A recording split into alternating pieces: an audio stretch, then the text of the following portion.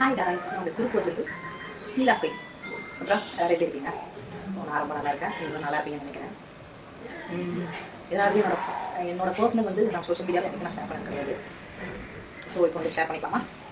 So first of all, இவ வந்து உருப்பட மாட்டா, இவ வந்து தேவையில்லாத பண்ணியிருக்கா அப்படின்னு என்னை பற்றி குழந்தை பேசுனவங்க, மூஞ்சி முன்னாடி பேசுனவங்க, என்னோட உறவினர்கள் எல்லாருக்கும் ரொம்ப ரொம்ப நன்றி.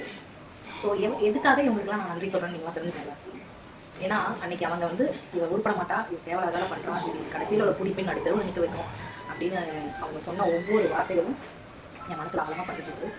ஸோ அவங்க சொல்ல சொல்ல நம்மளோட என்னடா இவங்க இப்படி பேசுகிறாங்க, ஒரு வேளை நமக்கு எதையாச்சும் போய் மாட்டிக்குவோம், எதையாச்சும் நம்மளை அசிங்கப்படுத்திடுவாங்களோ, சோஷியல் மீடியா நம்மளை அசிங்கம் பண்ணிடுவோம் அப்படின்ட்டு தான் நான் சம்டைம் யோசித்தேன். சம்டைம் நான் என்ன யோசிச்சேன்னா, நோ, யார் என்ன வேணால் சொல்லட்டும், எனக்கு தெரியும் நான் 100% நான் கரெக்ட் அப்படின்னு, நான் தப்பு பண்ண மாட்டேன்னு என்னோட மனசாட்சி தெரியும். ஸோ என்னோட மனசாட்சி கட்டுப்பட்டதுனால மட்டுமே நான் இந்த சோஷியல் மீடியாக்குள்ளே நான் வந்தேன்.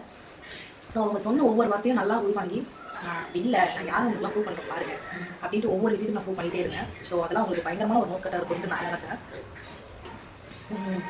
ஸோ என்னோட ஃபாலோவர்ஸ் எல்லாருமே ஒரு நல்ல ஒரு உறவினர்கள் நான் நினைக்கிறேன். ஏன்னா எனக்கு ஒரு பேக் கமெண்ட்ஸ் வராது. ஸோ எனக்கு லைவ் போட்டால் அந்த லைவில் எவனாச்சும் அல்பையாக வந்து வச்சு பண்ணுவான். ஸோ அவங்க எல்லாரோட கமெண்ட்ஸ் நான் எடுத்துக்க மாட்டேன். மற்றபடி என்னோட ஐடியில் இருக்க ஒன்று ஃபாலோவர்ஸ் எனக்கு ஃபுல் சப்போர்ட்டோட தான் இன்னும் இருக்காங்க. ஸோ அவங்களுக்கு வந்து ரொம்ப நன்றி, ரொம்ப ரொம்ப தேங்க்யூ. எனக்கு உங்களுக்கு நன்றி கடனோட இருக்கேன். செகண்ட் ஆஃப் ஆல் பார்த்தீங்கன்னா, நிலானா யார், திருப்பூர் நிலா அப்படின்னா யார் அப்படின்னு என்னை புஷ் பண்ண ஆரம்பிச்சது. நான் நினைக்கல, நான் ஸ்டார்டிங்கில் சும்மா ஜஸ்ட் டைம் பாஸ்க்காக தான் வீடியோ பண்ணலாம், பண்ணலாம், எல்லாரும் பண்ணுறேன், நம்மளும் பண்ணுவோம். நம்மளோட ஆசைகளை நம்ம ஏன் அழைச்சி வைக்கணும், நமக்கு நம்ம பிடிச்ச மாதிரி இருக்கும் அப்படின்றதுக்காக அந்த சோஷியல் மீடியா கூட இன்ஸ்டா ஓப்பன் பண்ணி ஃபேஸ்புக் யூடியூப்லாம் வந்தேன். நான் ஆக்சுவலாக வந்ததுக்கப்புறம் எனக்கு நிறைய நல்ல விஷயம் நடந்தது.